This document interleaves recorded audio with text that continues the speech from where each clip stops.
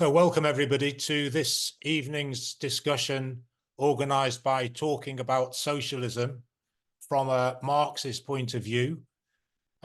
Those of you who've been before will know the format. I think we may have one or two people that have not been before. So we normally have an introduction for about 15 minutes and then we open it up for general discussion. But this week or tonight, we're going to do it slightly differently because of the surprise, I suppose you can call it, the surprise call by Sunak to announce the general election in 6 weeks' time. And we therefore have changed the order of the discussions that we've got. And Isaac Rose was going to speak tonight on housing, the crisis in housing, and speak to his new book about Manchester, which is where I am now, having moved here just over the weekend. But we've decided to rearrange the series of meetings, and we'll be sending out a new program in the next few days. So tonight, basically, we thought that everybody will have something to say about the general election, and I'm not going to take any of Will's introductory remarks, but Will's going to kick off the discussion, hopefully prompting your thoughts. So I'm going to invite Will. Just to remind everybody, the meeting is recorded and it will be going out on YouTube and Facebook, and it will be joining the other Zoom discussions that we've got on our YouTube channel. We normally give people 3 minutes to speak in the discussion so that everybody gets an opportunity. And I think everybody will have more than 3 minutes to say, so we'll go round and take a second round and a third round and so on. Hopefully have a good discussion. So Will, over to you. Thanks.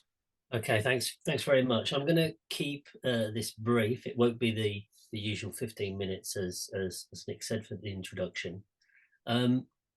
So across the country, communists and socialists are going to be hopefully campaigning in the general election. I've got a couple of questions that I want to pose tonight, which I'll get to along the way. First thing I'll say is that, of course, every election campaign is different. The Labour Party, I think, has been shrewd enough not to take the bait on the comparison with the 1997 election campaign for a number of reasons. I think first because Blair, and these aren't all positive reasons actually. First because Blair had what I think was a cohered ideology, a globalist ideology that he'd worked on for several years and had been worked on in the offices of neoliberal and liberal think tanks. And Blair's strategy implied that they were going to try and split the working class, actually, between the hard-working families and the deserving against the so-called antisocial remnants of the post-war working class who were living on council estates. So it was about dividing the working class, clearly what he was trying to do. The Blair government also had, in bourgeois economic terms, what you'd think of as some money to spend. Starmer, by the way of comparison, seems to me has no worked out ideology, has no money in the bank, and can only have a programme that will mean only an attack on the whole of the working class, given where British political economy is some almost 30 years later. Where Blair had presence and was articulate with an intellectual framework, Starmer is boring, not unlike Major actually, with no presence, no intellectual framework. He's simply the vessel for the next phase of a deepening neoliberal attack. Unlike the 2019 campaign, there's no chance, I think, of the Labour leader being skewered on a major political question, like Corbyn was skewered with Brexit. And unlike 2017, there's no mass popular movement against an incumbent government. There's no insurgency. There's nothing like that going on. Instead, we have two very unpopular leaders leading two not very popular parties. The only difference between them, of course, in one sense, is that the Tories have had a calamitous 4 years since the election of Boris Johnson. So I think Labour's strategy, and I think this is obvious, is to be anodyne, is to be beige, is to offer as little as possible, offer as little hope as possible, and themselves hope that the voters are so sick and tired of the Tories that victory will drop into their hands. And so for me, this leads to the first question I want to pose, which is it possible that Labour could snatch defeat from the jaws of victory? Is it possible that they could do this? Will Labour so demobilise their own left that the election ends in a hung parliament? That's the first question in my mind. My second question is really, what programme should a socialist or communist stand on in this election? Now, there will be many candidates, I think, standing on what one might call a left social democratic programme. Jeremy Corbyn, for example, in both his article in the Morning Star today and his election broadcast, if you've seen it, basically offers such a programme, a kind of post-World War II programme, with one difference, which is that this programme today that he offers, it doesn't mention the word socialism. There's no mention of it anywhere on the platform. On the other hand, I think there'll be people who will be standing as communists. So, for example, in Manchester, there will be a communist future candidate. And I'm just going to read from their manifesto because I'm going to repose the question at the end. Their manifesto says the political power of the majority, the working class, is a force that can transform the world. The communist future would not result in replacing the dominance of one group with another, but through collective ownership, which would do away with the need for a class system at all. This is what we mean, they say, when we speak about revolution, an overcoming of the limitations of a system, an absolute reorganization of society as a whole. And they end by saying this transformation would overcome the root causes of all forms of domination and exploitation, not just those that affect us as workers. Communism is a world of shared freedom for all, a society in which we would overcome the basis of the state and instead govern ourselves collectively with the active involvement of all. In other words, democratically. And that's actually a word that Corbyn uses a lot, democratic governance. But they say this is the communist future we look towards, a society of freedom and fulfillment for all, a setting free of human potential. This dream of the future is often dismissed as naive and a utopian by those who look to manage capitalism. But what is truly naive is to imagine that you can save a system which by its very nature simply cannot provide a good life for everyone. So I guess my question is, to repeat, is what kind of programme should socialists stand on? Should it be left social democracy with the word socialism attached or communism attached? Or should it be something that is explicitly communist or something else? So I'll end there. Thanks very much, Will. Short, succinct and to the point, but lots to think about. So I'm going to open it up to the floor for discussion. Don't hesitate to put your hand up. Raise your yellow online hand or put your hand up and wave at me so that I can call you in. So can I see who wants to come in first of all? What do you think is going to happen? What do you think should happen? What are you going to be telling your friends and family to do? And how do we advance the ideas of communism or socialism, depending on how you prefer to call the system that we're aiming for? So who's going to come in?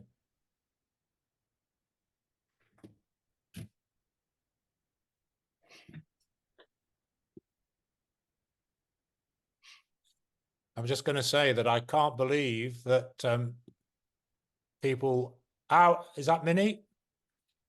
Minnie, great. You need. Yeah. Thanks. Yeah. First of all, I want to say that I think a lot of left wing, socialists, so-called socialists or whatever, have been caught sort of shocked, caught unawares by the sudden election. I want to say I called it because Richie Rich, the rich man, isn't going to spend his summer campaigning. He's going to be off in July, well, in August, as soon as July 4th is over, he will be off to one of his many, many mansions across the world. Also, what are the reasons for? I don't know if it's going to be a hung parliament. I hope it's a hung parliament. I don't want Starmer to get an outright majority because he's an outright authoritarian. He closed down free speech in the CLPs when I was in the Labour Party. That was incredible. The Democracy, Islington North, they've had their candidate appointed. Now we're going to have a candidate here called Anne Sam in Liverpool. She's a nurse. She's fighting, a socialist, fighting for the NHS, housing, anti-war, etc. So we do have a candidate to vote for here. We're going to vote for her. Also, I think the election might have been called because they don't want the left to organise. The left is totally split. It might have been called quickly because, the left seems to be sort of moving towards getting candidates and getting with Collective and Starmer. I hope Starmer is voted out of his constituency, and I want that to be a big, big shock to the electoral system, so Starmer will lose his seat. That's what I'm hoping for. I don't think it's impossible. I think it's entirely possible. I think Andrew Feinstein is a great comrade and great candidate. So he's not democratic. He's not democratic because he's talking about putting Ruth Smith strictly protect. The rumours on the internet today, she's been shoved to the House of Lords, Israeli lobbyist causing anti-Semitism, stoked up anti-Semitism. Talking about putting her in as defence secretary. I don't know if they're going to find her a seat to put in, but she would be doing that from the House of Lords, possibly. So we'd have a US intelligence officer as defence secretary, strictly protect. Lenin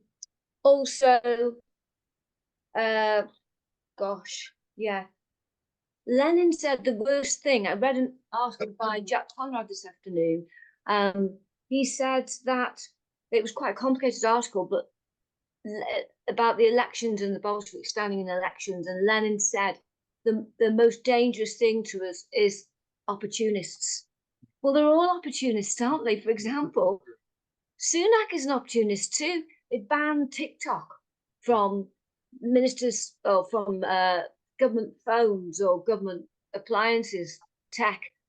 But he's now campaigning to win young voters for conscription on TikTok. So they're all a load of opportunists.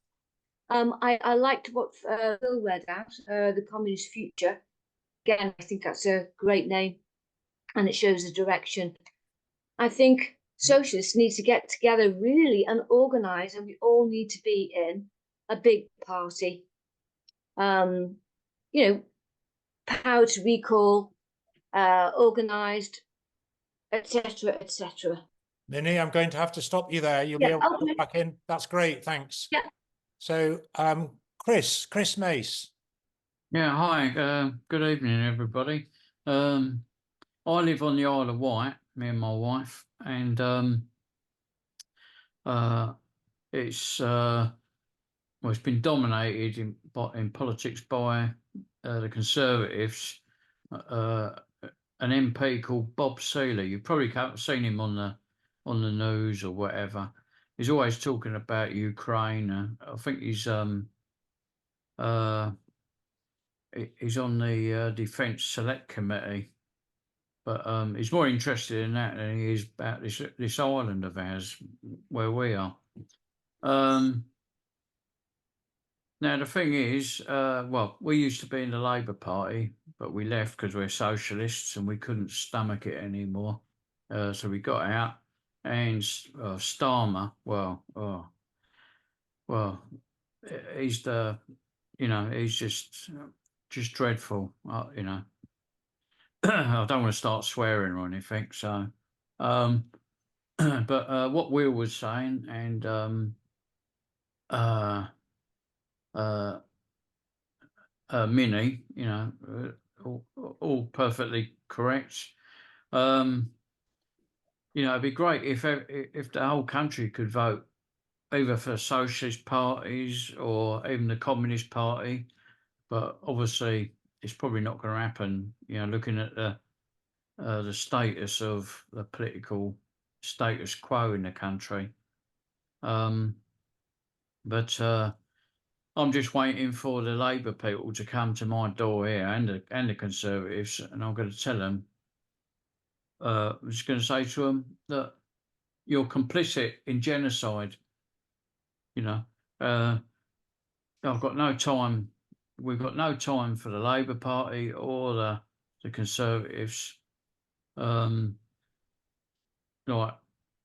we would look, hopefully, or that hasn't happened yet, to get an independent standing here on the Isle of Wight, but I haven't heard nothing about that yet.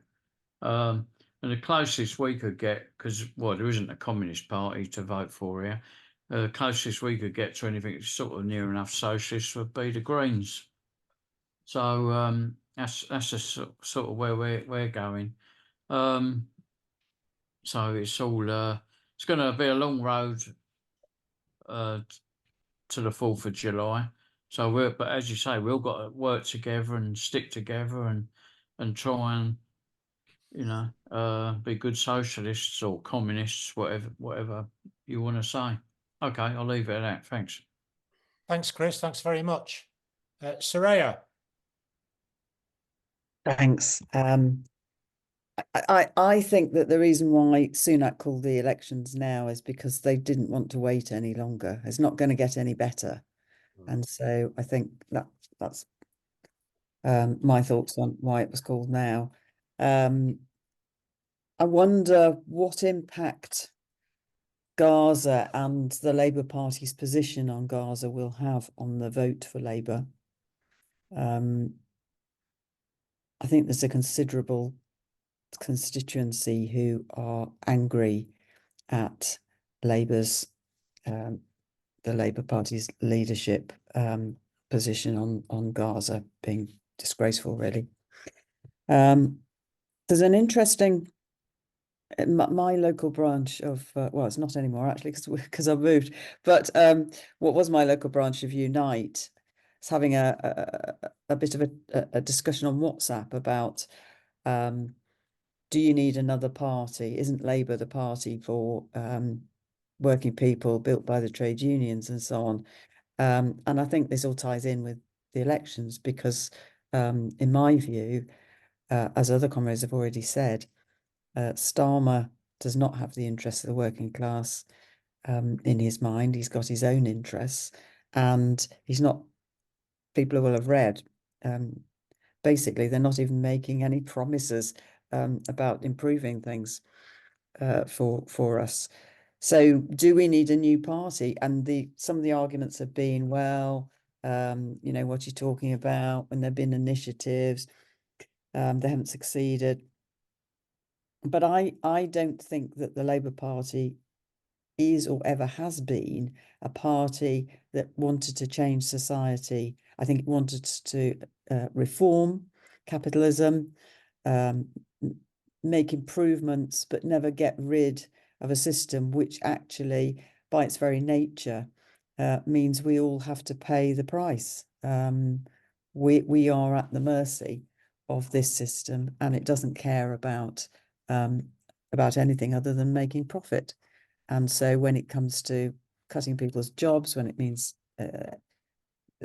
nothing has ever been given to us as workers, we have to fight to gain the reforms that we have, and they're trying to take them away from us. So I think that there is a need for a new party. I'm not saying that we are going to be able to build it tomorrow, but it is crucial. And that brings me to Corbyn, if I've got a little few seconds left. I think that Corbyn standing as an independent is important, but I think that he squandered the position he had as the leader of the party. I think that he's had 5 years to build around him something, a force to build a new party for the workers. and he just doesn't see. I think he's institutionalized and can't see beyond the Labour Party, and indeed, I think that the programme he put forward, in essence, really was just reformism, which now might seem like a very positive thing given the state we're in, but just it isn't sufficient. So those are my fairly random thoughts. Thanks, Soraya. Now, did I see Barry's hand up? No? Okay, so quite a few interesting points that have been raised. So, Is up, Nick. right? Janet's hand is up. Janet, yes. Okay, some random thoughts as well. Will's question about will Labour defeat itself? I guess so. I mean, I always thought there'd be a hung parliament, and then in the last few weeks I thought, no, they're going to get a majority. I think it may be a hung parliament. Who knows? I don't know. But there are various indicators about why they are defeating themselves and why they have been. And we know them. We know about the purge of the left. We know about Gaza. Starmer is very unimpressive in public. And I want to say something about what he said today about yesterday's massacre and also about the ICC. He is extremely evasive. So all of those things. And I think we have to look at the local elections as some kind of indication. I mean, they were small, they were low turnouts, they weren't all of the country, but they certainly indicated where there will be problems for Labour. I mean, not huge problems, but some problems, which might mean they actually don't gain all of the seats they think they might gain. And also they have a very steep curve in terms of the boundary changes and so on. So I don't think it would be that surprising if there wasn't a hung parliament. But who knows, the Tories are just getting worse every day. It looks to me like the impetus outside Labour is coming from the independents.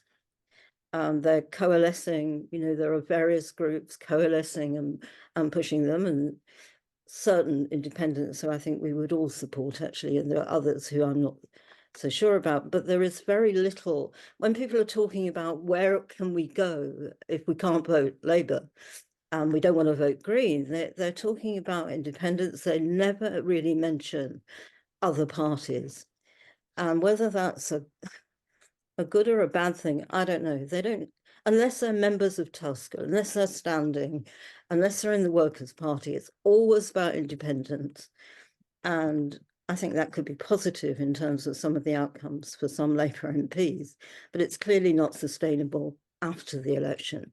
Independents are never going to be this, what we're looking for, which is clearly a mass workers' party. They're not going to be accountable. We don't know what programs they're standing on. Some are very good candidates, I think, but that's about it.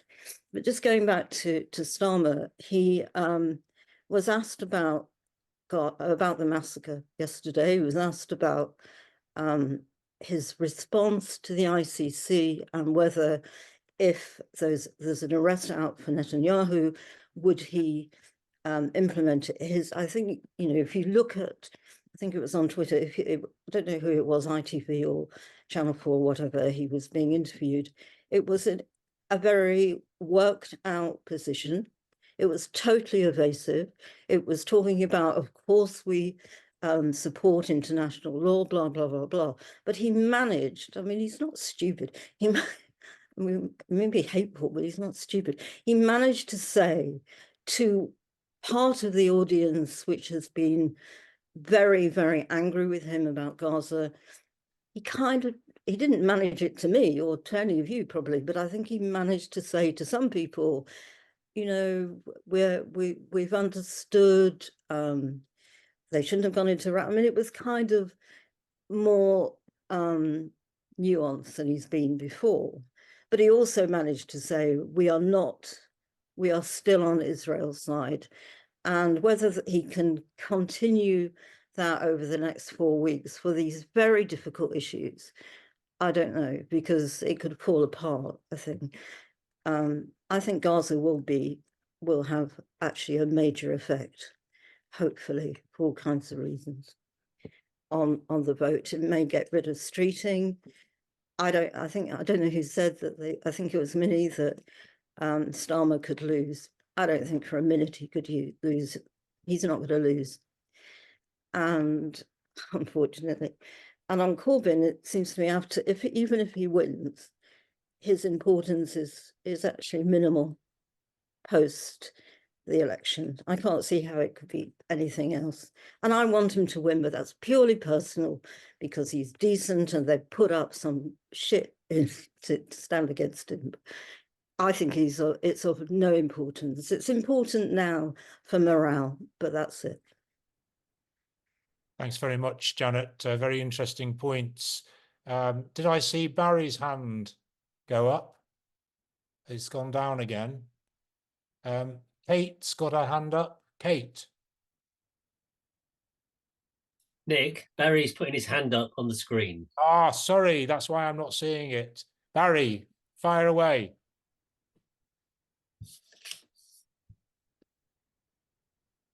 You need to unmute, Barry.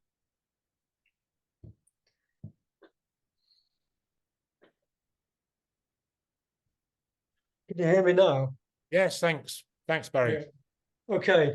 I mean, if the Labour Party wins the election, that won't be a victory for the working class. And however lacking in intellectual coherence, Starmer is tied to a ruling class agenda. So I don't think there should be any blanket vote for the Labour Party.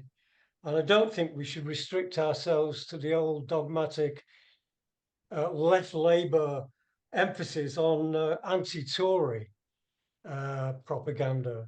For example, the anti-capitalist resistance have put out a statement headed "End the Tyranny of Conservative Rule." And apparently the Tory party is identified as a capitalist party, as a business party, but apparently the Labour Party is not a pro-business party, is not a capitalist party. But then as you read through the text, they contradict themselves, because they acknowledge that it really does the policies of both parties diverge. So if the policies of both parties don't diverge, if there's been an ideological similarity between the two parties in their actions and in their policies, then obviously the Labour Party is not in any sense different. I mean, what we've got here is the old left Labour kind of Trotskyist emphasis that because of the link with the trade union bureaucracy, because Labour has a link with trade union leaders, it's somehow fundamentally different from the Tories. I mean, that's all quite wrong. I mean, the old Liberal Party in the 19th century had a link with Labour MPs, liberalism, and Keir Hardie's alliance with the trade union bureaucracy that formed the Labour Party, it wasn't a product of any class struggle. The Labour Party never represented a class struggle, a struggle of workers against capitalists. There was a legal threat to trade union officialdom, and the link with Keir Hardie resulted in a pro-capitalist party. I mean, for example, they stuck to rigid economic orthodoxy on the gold standard. They were conventional in terms of economics and politics, as the Labour Party is today. They didn't support the miners' strike or any strikes, and that continues with Starmer. Now, this anti-capitalist resistance statement is quite representative of a lot of left-wing opinion, and it claims that the Labour Party, it's linked to trade union bureaucracy, means that trade union leaders have a kind of avenue to power that they can somehow pressure Starmer into more progressive policies. So there's all these absurd abstract demands that are completely hollow. For example, the TU, the trade union leaders, they should demand that Starmer abandons the anti-trade union laws. Now, these are the same trade union leaders who'd lived with the anti-trade union laws for decades. And in fact, they favour them because, of course, it's very difficult for the rank and file to organise with these laws in place. So they prefer to have these laws in place anyway. I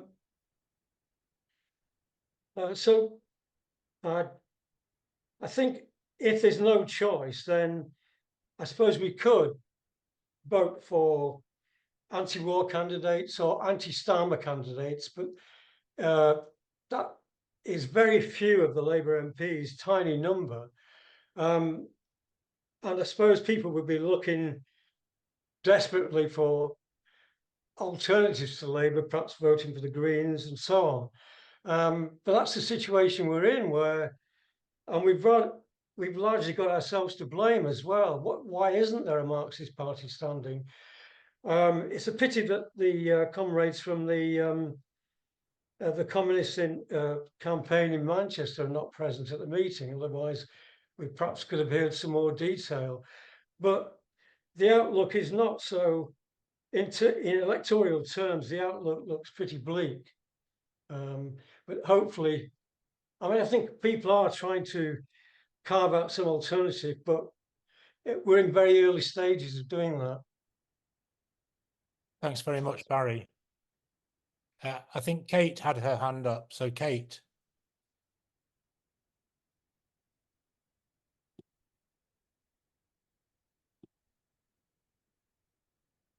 Kate, you need to unmute yourself. No, I'm trying. There you go. That's it. You've done it. I've done it. Yeah. Yeah. Okay. So, yeah, I wasn't going to say anything because I thought I would have to have a program that we were all going to consider, and I don't have this program, so I still feel really nervous. But it's just like few scattered ideas, really. So Will was talking about Tony Blair and this division in the working class and between the people that were socially unacceptable and the ones that were good and went to work and everything. And my experience of that, because I was around when he was elected and everything, I was active as a person with a disability, was that they really continued the Tory plan of really punishing disabled people and making them into scapegoats and saying that they were unacceptable people because they weren't working, you know. And that kind of program has continued under the Labour Party, and so many people have died. And I just see all these things that happened under Blair kind of repeating themselves, really. And there's kind of no difference between what the Tories and what Starmer is saying. You hear Rachel Reeves banging on about working people and everything.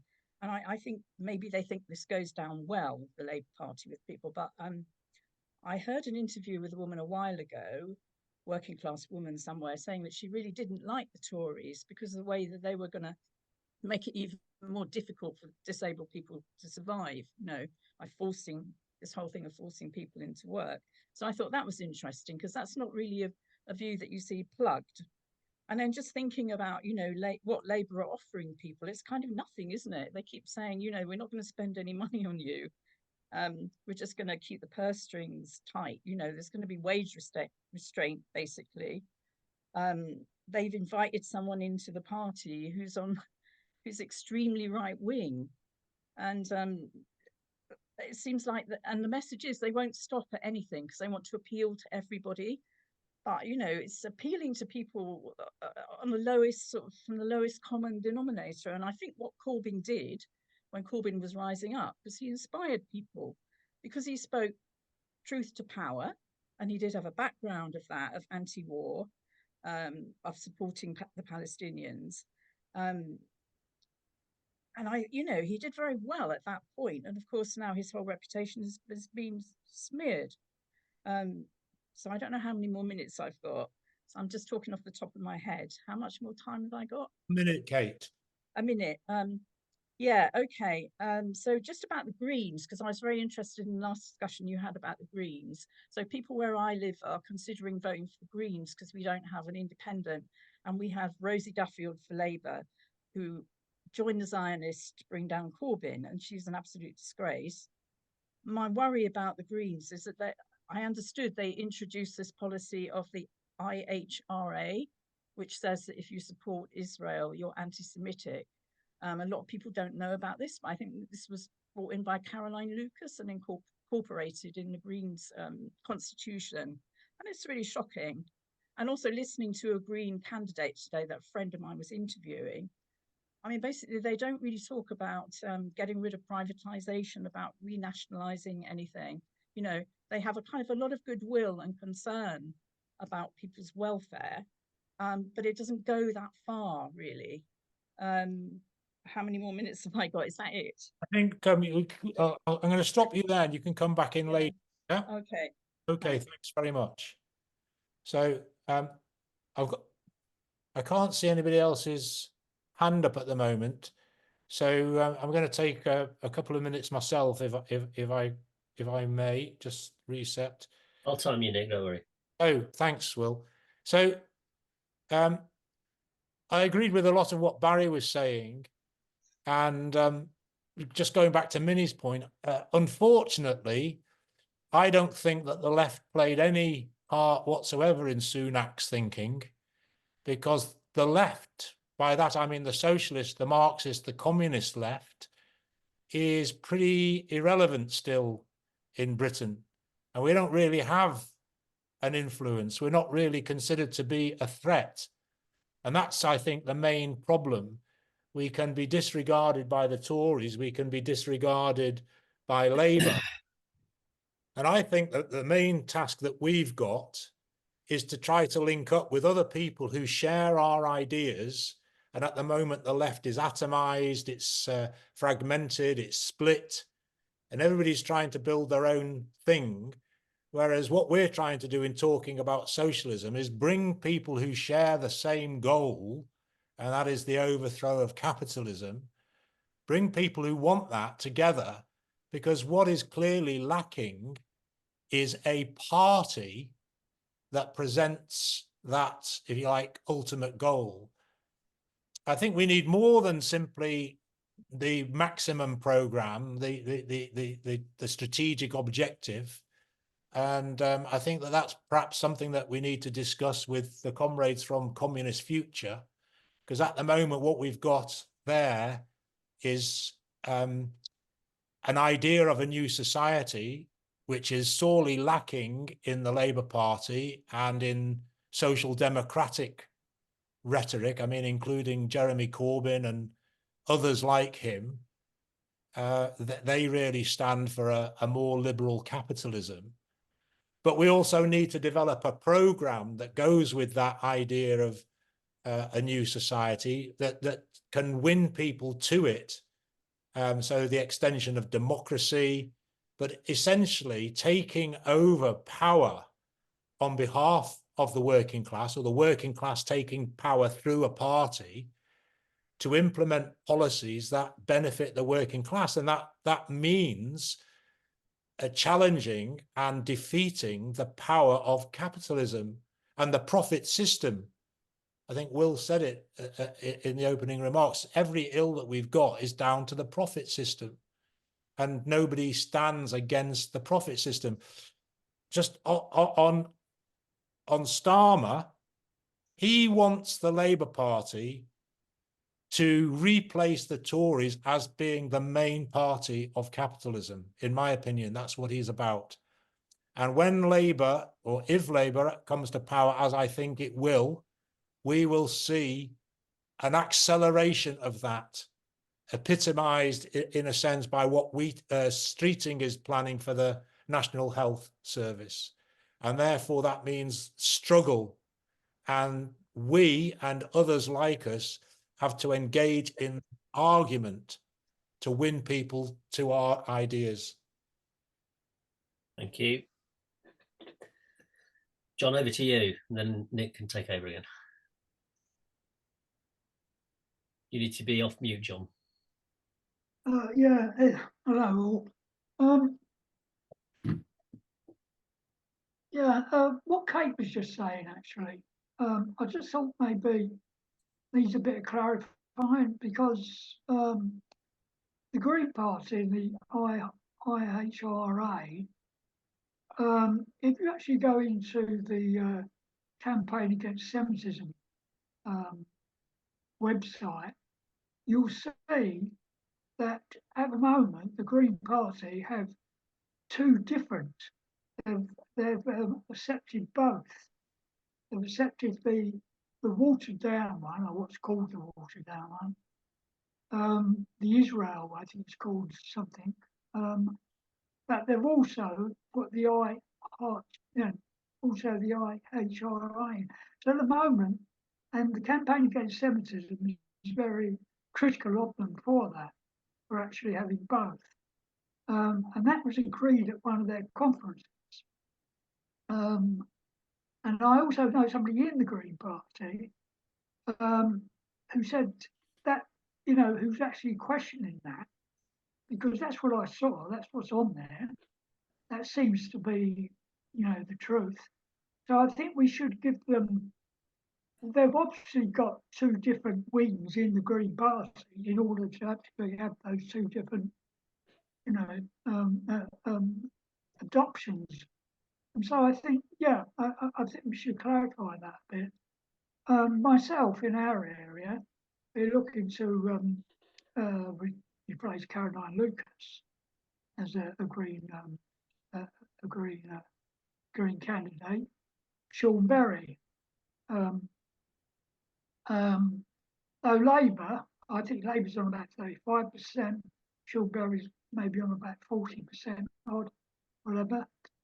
So we hope that we can, get her elected. And we've also got Russell Moyle as a Labour candidate in my area, Kemp Town. And he, generally speaking, well, it took him a while, but eventually he said, a peace in Gaza. And he's kind of progressive in most. He believes in the thing. He was a Corbynite as such. He's the only real Corbynite left in, was left in the shadow cabinet. When Starmer took over, he got rid of them all. But eventually he left because he just couldn't work, with Starmer in the shadow cabinet. So I think that, and Tusk may be standing, a few people, whatever. But I'm of the thing is that there's two things. If proportional representation is really important. One, in order to have any kind of effect in Parliament, I suppose as a bloc, a left bloc, if we could ever actually agree such a thing by, I don't know how it would work out. But if there was a hung Parliament, who would they hang with, I wonder? Last time they hung with their Libs. And I don't think the Libs would be going for that this time. So, who are they going to hang with? But I'm inclined to think that, that proportional representation is very important. Now, my understanding is Labour is looking at proportional representation. I mean, the membership voted for it, even though Starmer seems to be opposed to it. So, John, that's it, really. John, thanks. Yeah, that's it. Yeah. Thanks very much, John. So at the moment, I can't see anybody else with their hand up. I'm going to call Will back in to deal with some of the questions, and then we'll sort of go for another round. But can I encourage those who haven't yet spoken not to hold back? I'm sure you've got something very interesting to say. So, Will? Yeah, I mean, it's not really. I was listening to the conversation that we're having rather than noting down people's contributions, to be honest. There's a bit more of a round table this evening. I do think that Starmer and Blair do have one thing in common, which is that behind Starmer, there are people who see the new formed Labour Party as a kind of Democrat type party. It's picking up from that part of Blair's programme, actually, to form a Democrat Party, to be the kind of the dominant party. And you can see how it works, because, you know, if Reform eat into the Tories base and you end up with two right-wing parties, then it kind of, the idea is that it leads the field open to Labour. And I don't think so, but not impossible. I think that the argument for the hung parliament is that it's kind of a mirror image of Brexit, because I think whatever you thought Brexit, whether you were for or against it, what was very clever about the Brexit campaign is that how they got different kind of layers of support that didn't necessarily agree with each other on loads of issues, but managed to bind them together in a kind of an active coalition. I think what Labour might fall to is a passive coalition, actually, made up of environmentalists who are just completely hacked off with the Labour Party over the environment and may swing over to the Greens. And I have to say, I'm afraid even if I was even if I was kind of in an area where there was only a Green Party, I would never vote Green. Never vote Green, because I just regard them as a pro-capitalist party, despite their words, and they actually mirror quite a lot of the environmental movement, which says, "Oh, the earth is burning," but forget to mention it's capitalism doing it. Yeah, they mirror that, and I think that's kind of a betrayal of their own cause in a way. I can never vote for them, but the kind of anti-Labour vote is kind of a slice of environmentalism. Then you've got another kind of layer of people who are understandably massively upset what's going on in Palestine and the bombing yesterday, and apparently it was a terrible mistake, he said on the news. Terrible mistake, terrible accident. You've got that layer, and the work that the Workers' Party of Britain is doing, whatever you think of the Workers' Party of Britain, and we could debate that, that's another layer. Then I think you've got the layer of the Corbyn movement, who simply won't have anything to do with the Labour Party. And they won't call for a vote for Labour anywhere or have anything to do with them. And there was another layer, I think, which kind of sort of pins this, but is also different to it, is the youth vote, is the young voters, yeah, who got behind Corbynism, who will fall away, might not vote, won't vote Labour, and I don't think would actually vote for anybody else. A few might vote for the Green Party. So that might be this kind of passive coalition that deals a blow to Labour's chances of a majority. I think they've got a real problem there. In terms of, you know, what we do, now clearly we need a mass workers' party, but the question is what are its politics? Yeah, what's the politics of this organisation that we would want to build?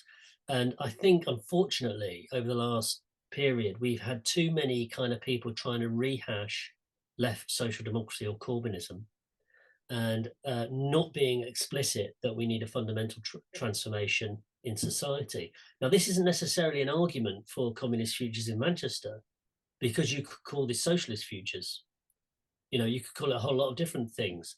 But I think, bottom line, we have to have something which has the word socialism in it. This doesn't mean that you shouldn't vote for Jeremy because he doesn't mention socialism. But bottom line, if we're finding a new party, it has to have socialism in the title. Some people would argue stronger for a communist party, but also that it has to have a platform, an electoral program that says we need a break from capitalism. We need a different kind of society.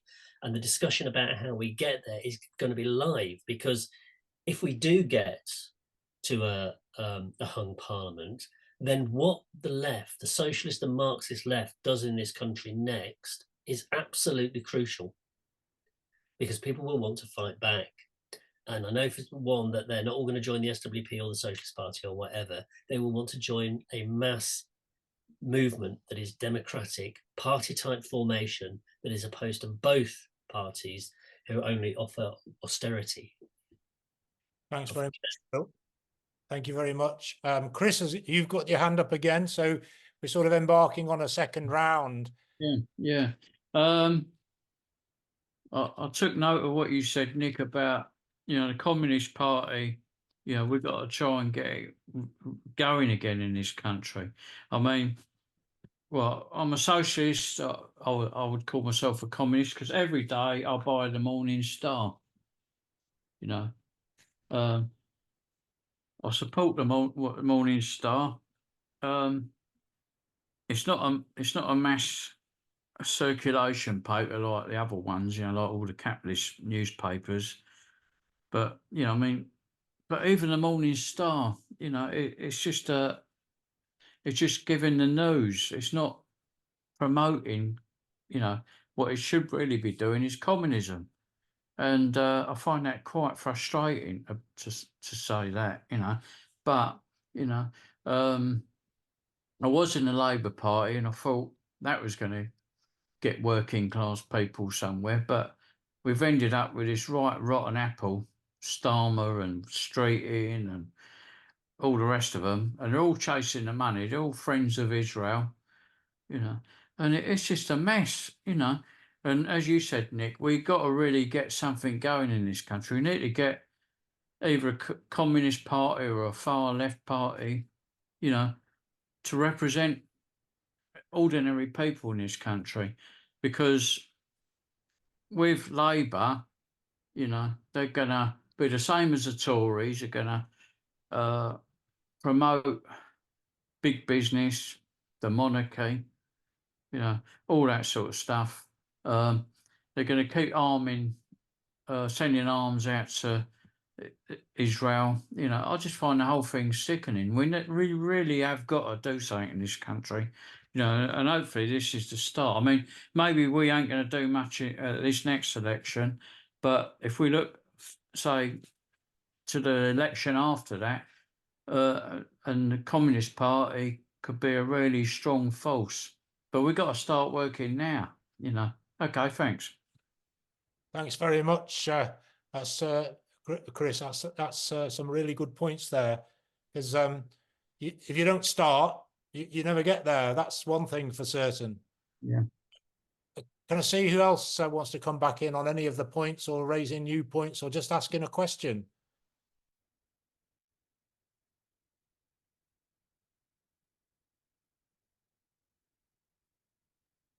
Okay, John Fitzpatrick, John. Is yeah, Fitzgerald. Yeah. Yes, Sorry, John. that's all right. A lot of people make the same mistake. Sorry. I'm used to it. Fitzy, I used to be called when I was at school. Yeah, I mean, the thing is, at the moment, you've got the Morning Star. The Morning Star actually reports on struggles going on in the country and so on. You know, strikes and disputes and so on and so on. But my understanding is the only thing they ever really were behind was British Roads of Socialism, which really is talking about socialism in one country. I've forgotten exactly what it was all about, but they've never been what you would call an out front, you know, Communist Party.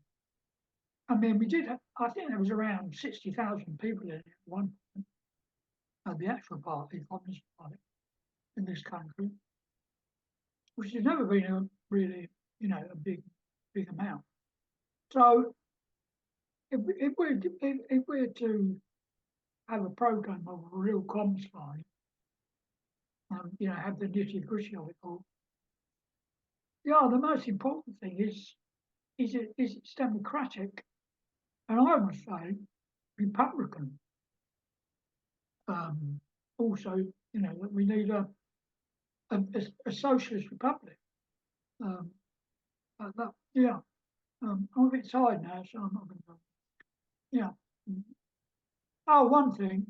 I'm a bit. Yeah, the thing with the Greens, see, my view is Russell Moyle, my local MP, who is a Corbynist, I would vote for him, but he's just a reformist too. Greens are reformists, as is most of these amendments. It's all reformists. So, in that respect, for me, what's important is to get progressives into Parliament. And the Greens do believe in, public ownership, so on and so on. So there's a lot of stuff in the Greens which is progressive. But I understand what you're talking about, the hypocrisy as such. But the Greens attract a certain kind of people. And of course, they haven't really got trade union, support behind them either. So that's enough. Yeah. John, thanks very much. I'm going to call in Barry next and then Minnie.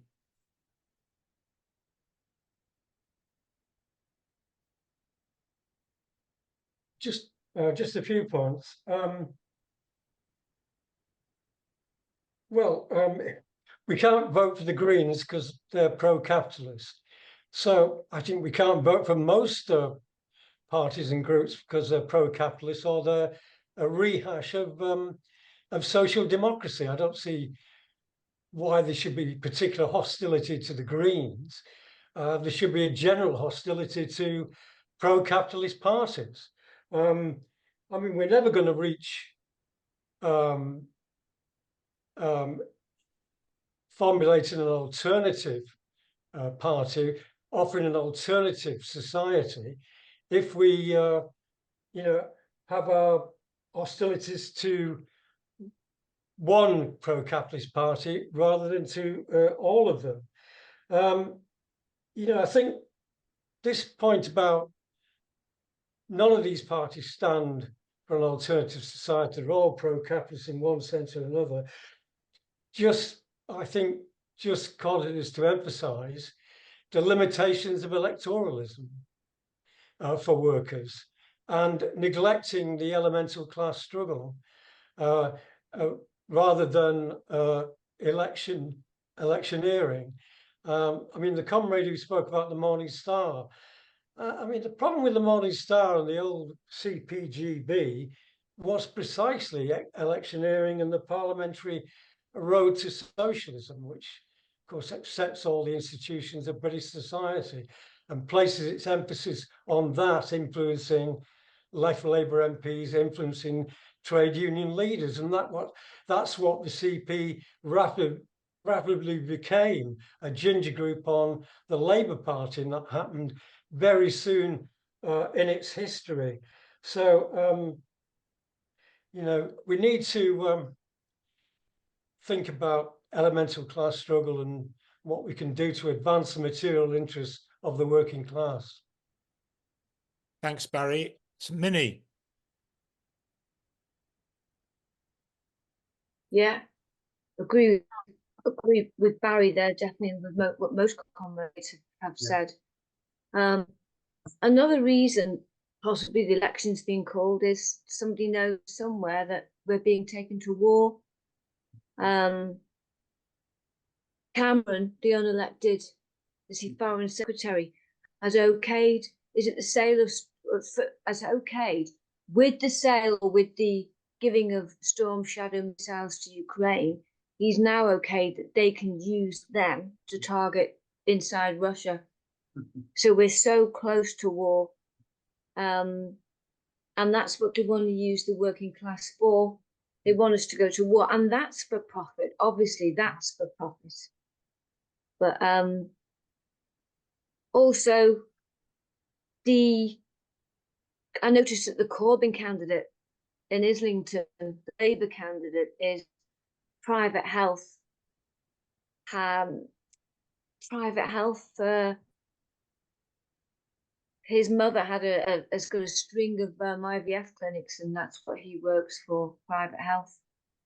And they make lots of profit on that. Yeah, of course, we can't trust Starmer. We really, really can't trust Starmer. What Janet was saying, yeah, he he'll do anything to get elected. So now he's trying to say, oh, someone, I think it was Channel 4 who asked him, what do you think of what's going on in Rafah? And he said, you know, what would you say to Netanyahu or whatever? And someone said, stop. I'd say stop. And then he was saying we need to recognize Palestine in a two-state solution. But I note that it was Israel that he put the emphasis on, a secure and safe Israel. There was no mention of the International Criminal Court or arrest warrants, etc. And we know he'll say anything to get elected anyway. He's done it before. Yeah, accountability, democracy, there's no democracy. And what Barry was saying there and what Will was saying, well, if we had an anti-capitalist communist socialist party, a lot of youth would go for that. Greens would go for that. The left, a lot of the people on the left would go for that. I think a lot of people who don't vote because they feel left out of the electoral system would go for that. It would be real change. It'd be complete change. Putting people in charge and not profit. Anyway, that's it for now. Thanks very much, Minnie. Can I see anybody else who hasn't spoken yet, perhaps? You got any questions or want to add to the discussion?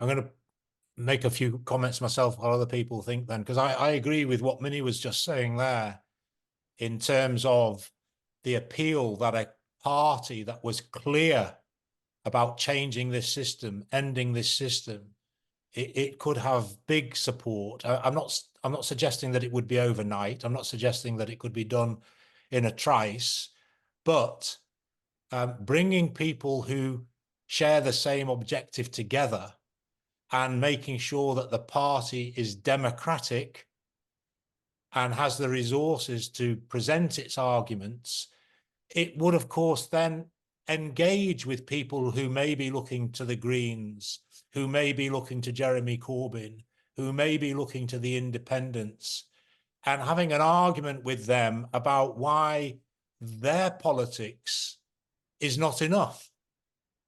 I mean, if you look at Corbyn and look at his program and his peace and justice program, it is completely inadequate. But we can't just say it's inadequate. We have to say why it's inadequate. And it's inadequate because it doesn't challenge the class nature of society, the domination by the capitalist class.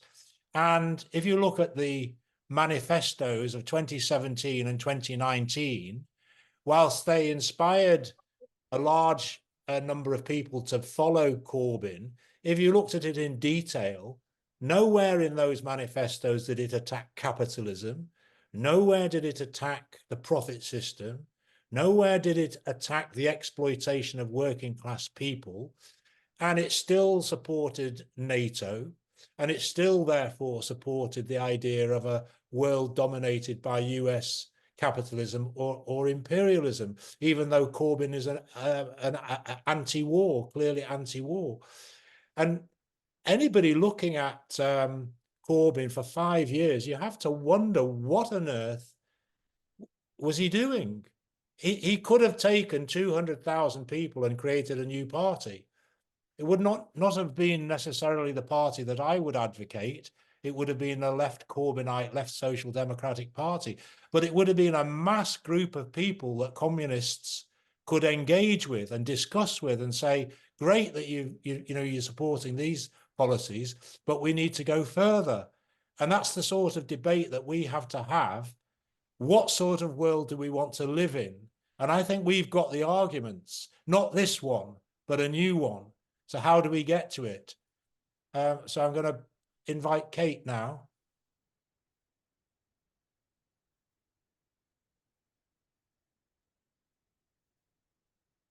Yeah, have I unmuted properly? Have. Yes, thank you. Yeah, it's just I only wanted to say one thing, and that is I just think it's quite unlikely that a lot of these people who are standing on the left are going to talk about a break with capitalism, because I just think it's quite, you have to be really courageous, and I think it's quite difficult to put it forward in a way that people can hear it and accept it.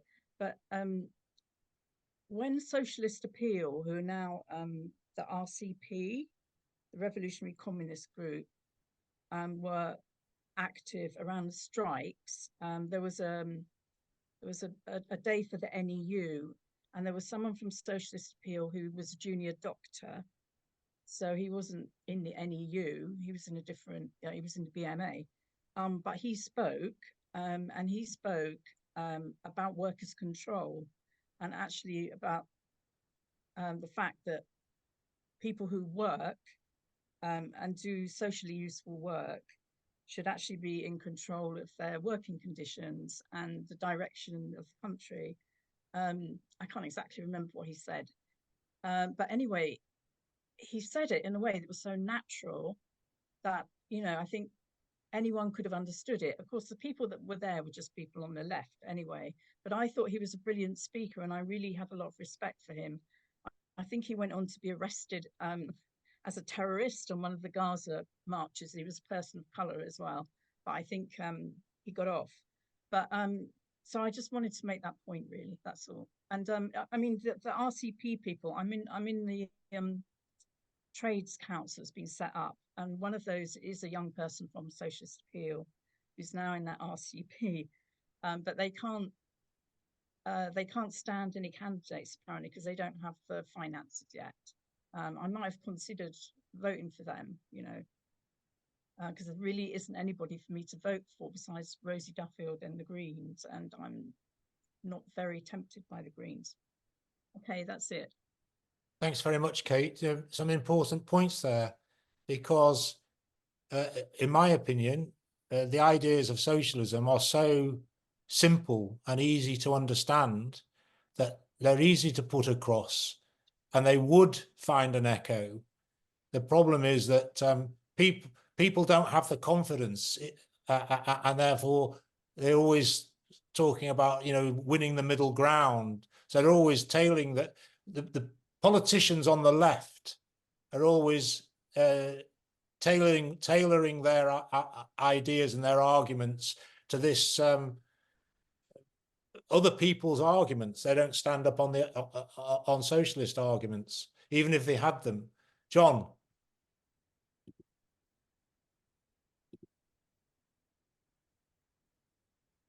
Yeah, I just wanted to maybe mention a few things.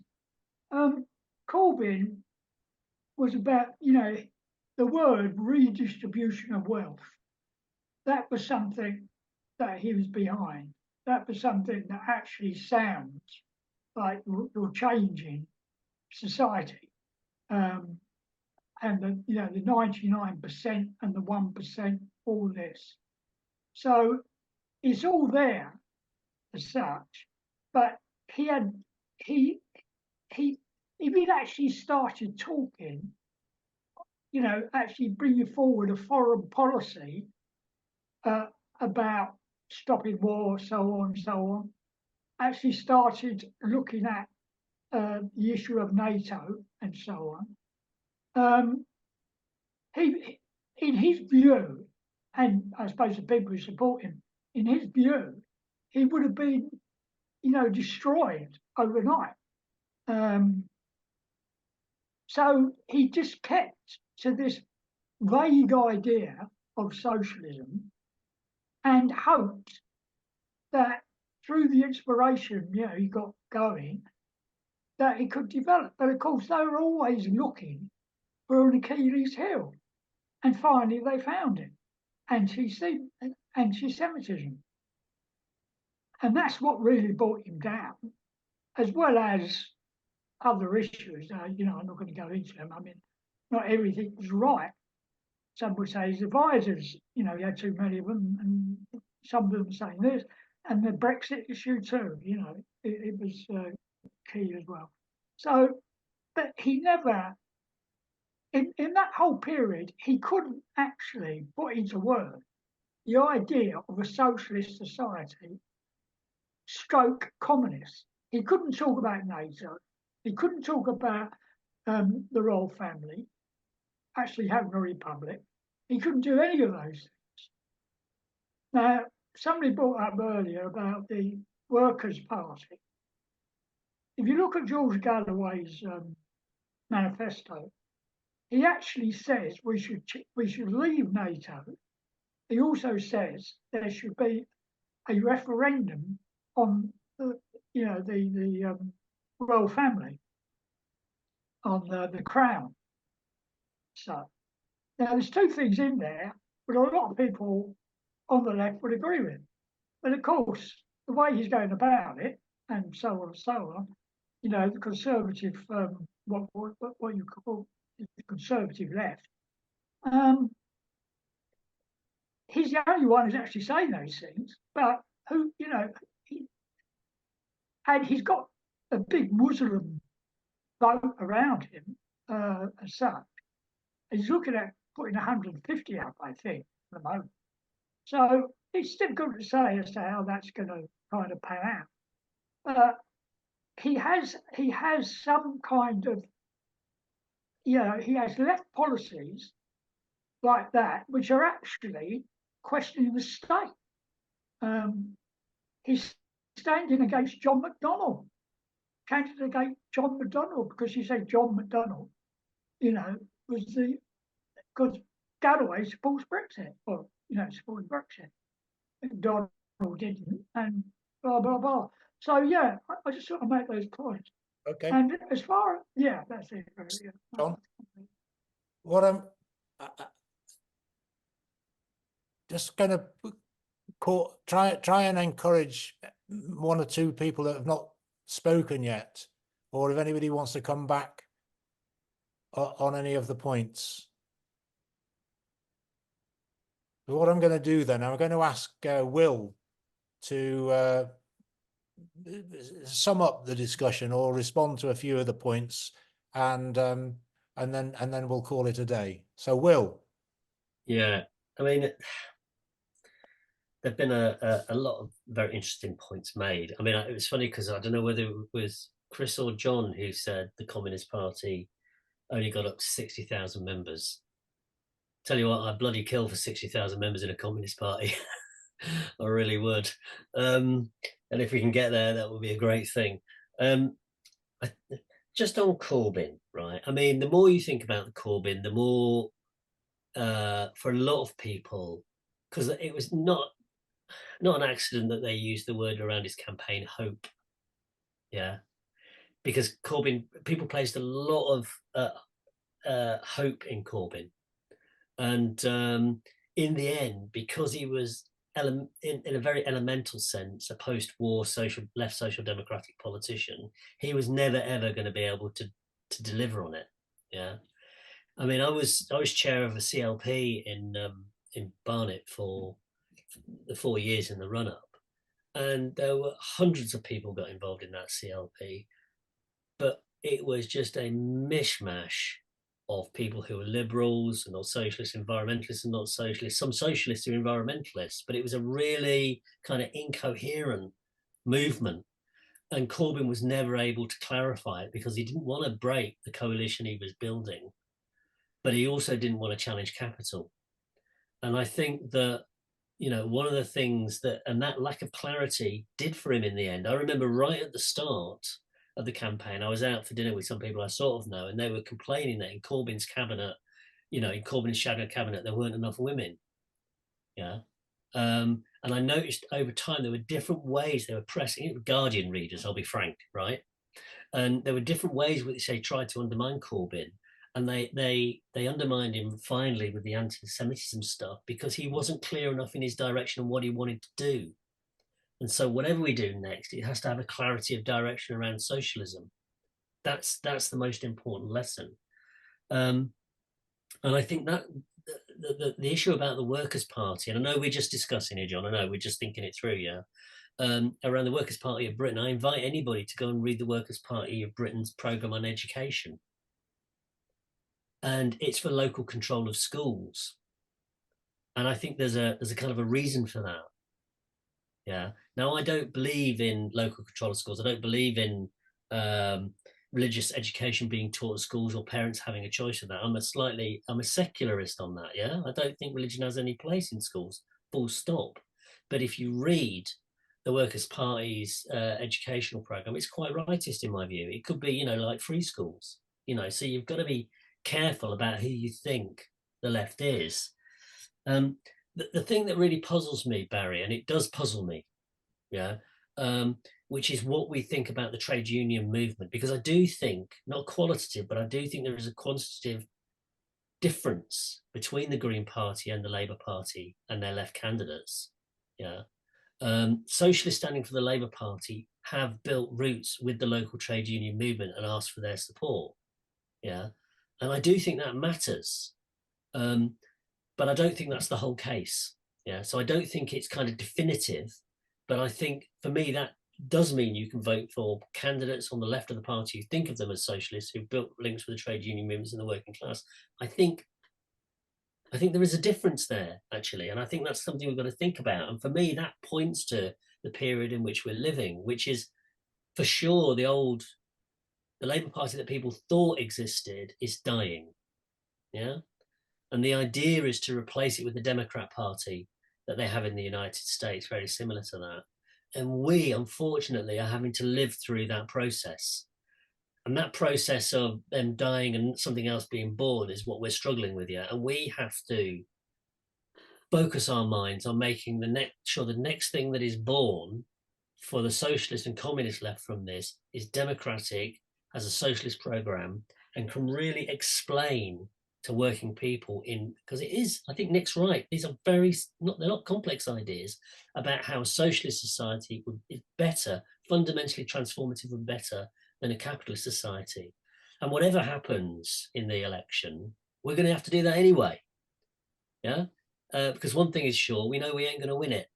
So I think we have to set our minds to building that kind of organization. I don't know how we do it, but we've got to work collaboratively and collectively do it to get there, mainly so that we don't end up with another kind of left social democratic mess that we then have to think, oh God, this is a complete mess. We have to start again.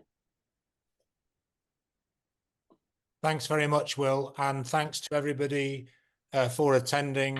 Thanks to those who contributed. Can I just make the point that I've made frequently, that each of your contributions would make a very good article. Articles for our website don't have to be long, short pieces, writing up what you've just said today, think about it, put it down in writing, send it in, and we'll put it up on the website as part of the discussion, because clearly we have to have a lot of discussion. The general terrain out there is big for socialist ideas properly explained. But obviously we're just a small group at this stage. We have to find a way of engaging with those that are looking for an alternative, who don't know where to go over the question of Gaza, over the question of climate change, over the question of attacks on the trade unions. What is the answer? I think we do have the answers, but we need to find a way of getting it across. So please tell your friends, tell your workmates about these discussions. We'll be meeting again in a fortnight's time. We will be sending out a new program, a new agenda of discussion to let you know what we're discussing. If you've got topics or subjects that you would like to have discussed, please write in and tell us what your suggestions are. And if you've got any ideas about how we can improve the discussions and the way we organize them, again, please let us know. But with that, thanks very much once again, and we'll see you in a fortnight's time.